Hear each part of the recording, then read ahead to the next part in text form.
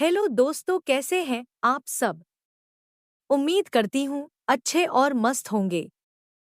प्यारे दोस्तों, आज की कहानी है अमीर और गरीब बहू का धनतेरस। धनतेरस का दिन था और पूरा घर खुशी में डूबा हुआ था। इस घर में दो बहुएं थीं, निधि और सुमन। निधि अमीर परिवार से थी। उसे हमेशा ही महंगे शौक और वस्त्र पसंद थे, जबकि सुमन साधारण परिवार से थी और उसे सादगी, किफायत और परिवार के महत्व का मूल्य समझ में आता था। दोनों के मन में धनतेरस मनाने को लेकर अलग अलग सोच थी, और यही उनके रिश्ते में थोड़ी खटास का कारण बनती थी। धनतेरस के दिन घर में साफ सफाई और सजावट का माहौल था। निधि ने बड़ी खुशी के साथ कहा, इस बार तो सोने की कोई नई चीज लेनी चाहिए। त्योहारों पर तो यही सब लेना अच्छा होता है। निधि को महंगी चीजें खरीदना बहुत पसंद था और उसने तय किया कि इस बार वो सोने का एक बड़ा हार लेगी। वहीं दूसरी ओर सुमन ने सोचा, धनतेरस पर कुछ छोटा मोटा सामान लेंगे।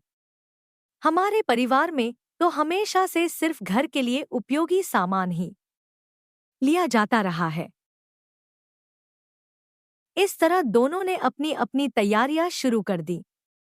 निधि ने डिजाइनर कपड़े और आभूषण पहनने का सोचा, जबकि सुमन ने सादे कपड़े पहनकर त्योहार मनाने का निश्चय किया। धनतेरस की शाम परिवार ने मिलकर बाजार जाने का प्लान बनाया। बाजार में एक से एक आकर्षक और महंगे सामान सजे थे। निधि ने बहुत ही महंगे और डिजाइनर शोपीस खरीदे और उसे खरीदारी करते हुए देखकर उसकी सास भी थोड़ी परेशान हो गई। उन्होंने निधि से कहा, बेटा, ये चीजें थोड़ी महंगी हैं। क्या सच में इनकी जरूरत है? निधि ने उत्साह से कहा, मां जी, त्योहार है, इसमें तो थोड़ा खर्च करना तो बनता है। आखिर त्योहार पर ही तो अपनी खुशियां दिखाने का मौका मिलता है। उसकी सास ने सिर हिलाया और बिना कुछ बोले आगे बढ़ गईं। दूसरी ओर सुमन ने एक साधारण सी पूजा की थाली खरीदी, जिसमें सिर्फ दिए, अगरबत्ती और एक छोटी लक्ष्मी गणेश की मूर्ति थी। उसकी खरीदारी सरल और उपयोगी थी। सुमन ने अपने पति से कहा, हमारी पूजा के लिए इतना ही पर्याप्त है। त्योहार का असली महत्व पूजा और शांति में ही है। घर लौटकर दोनों बहुएं अपने अपने तरीके से धनतेरस की पूजा की तैयारी में लग गईं। निधि ने महंगे फूल, विदेशी खुशबू वाली अगरबत्तियां और एक सुंदर सजावट का इंतजाम किया। उसने घर को बहुत ही आधुनिक तरीके से सजाया और पूरे माहौल को शानदार बना दिया। वह चाहती थी कि घर की हर चीज अलग और आकर्षक लगे, ताकि जो भी आए उसकी तारीफ करे। वहीं सुमन ने साधारण मिट्टी के दिए जलाए, फूलों की माला बनाकर दरवाजे पर लगाई और साधारण पूजा सामग्री से पूजा की तैयारी की। उसके लिए सजावट का मतलब था कि घर में सादगी और अपनापन झलके। जब घर के अन्य लोग पूजा के लिए आए तो उन्हें निधि का सजाया हुआ आलीशान पूजा स्थल भी आकर्षित कर रहा था, और सुमन का सादगी भरा पवित्र माहौल भी। दोनों की तैयारी को देखकर परिवार के सदस्यों में विचार का आदान प्रदान शुरू हो गया। पूजा के बाद निधि ने अपने सोने के गहने और महंगे कपड़े पहनकर हर किसी का ध्यान आकर्षित किया। उसे देखकर सभी ने उसकी सुंदरता की तारीफ की, लेकिन कुछ लोगों ने यह भी कहा कि त्योहार का मतलब दिखावा नहीं होता। वहीं सुमन ने अपने साधारण कपड़े पहन रखे थे और उसने सादगी से पूजा की। उसकी विनम्रता और सादगी देखकर सभी ने उसकी सराहना की। सुमन ने पूजा में ध्यान लगाया और सबके लिए प्रसाद तैयार किया। उसकी सास ने उसकी मेहनत और सादगी की तारीफ की।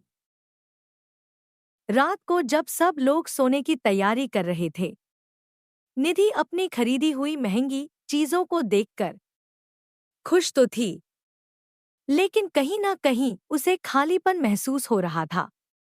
उसने सोचा कि त्योहार पर उसने केवल खुद की खुशी के लिए ही चीजें खरीदीं और दूसरों का ध्यान नहीं रखा। दूसरी ओर सुमन को अपनी पूजा और सादगी में शांति और संतोष महसूस हो रहा था। उसने त्योहार पर केवल जरूरी चीजें खरीदीं और अपना समय परिवार के साथ बिताया। उसे अपने अंदर एक संतुष्टि का एहसास हुआ। अगली सुबह सास ने दोनों बहुओं को बुलाया और समझाते हुए कहा, बेटियों, त्योहार का असली मतलब चीजें खरीदना नहीं है।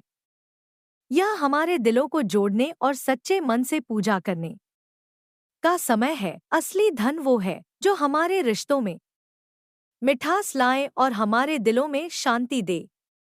निधि ने यह बात सुनकर सोचा कि वह शायद अपनी सोच में थोड़ा बदलाव ला सकती है।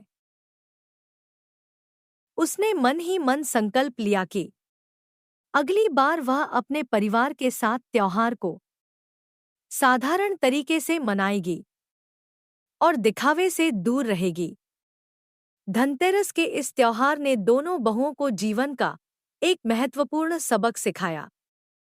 निधि को समझ में आ गया कि असली खुशी सादगी में है, और सुमन ने अपनी सादगी और संयम से परिवार के दिलों को जीत लिया।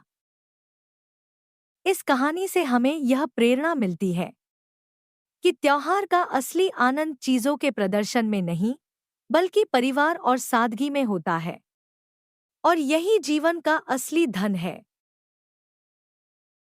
प्यारे दोस्तों, यह कहानी यहीं पर समाप्त होती है। आपको यह कहानी कैसी लगी? कमेंट बॉक्स में जरूर बताएं। अगर आपको हमारी ये कहानी पसंद आई हो, तो कृपया हमारे वीडियो को लाइक, शेयर और चैनल को प्लीज सब्सक्राइब जरूर कर लें। इससे हमें मोटिवेशन मिलता है और आप तक ऐसी ही मजेदार कहानियां सबसे पहले पहुंचती रहेगी। प्यारे दोस्तों, नमस्कार।